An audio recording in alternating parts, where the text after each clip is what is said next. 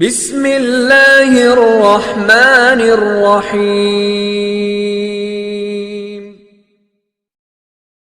بچے کے بسم اللہ پڑھنے پر والد کی مغفرت کا واقعہ۔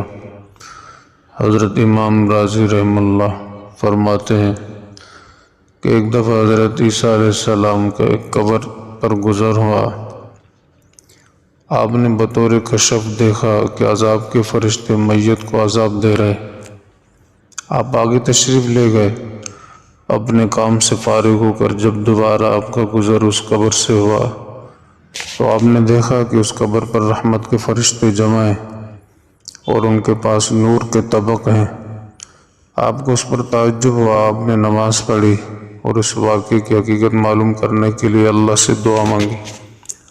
اللہ نے وحی بھیجی، فرمایا اے عیسیٰ، یہ بندہ گناہگار تھا اور جب سے مرا تھا عذاب میں گرفتار تھا۔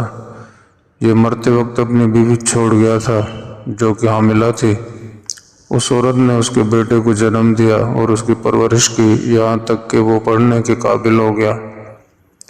اس عورت نے اس بچے کو مکتب میں بھیجا۔ استاد نے اسے بسم اللہ الرحمن الرحیم پڑھائی۔ بس مجھے اپنے بندے سے حیا آئی کہ میں اس کو آگ کا عذاب دوں زمین کے اندر، اور اس کا بیٹا میرا نام لیتا ہے زمین کے اوپر۔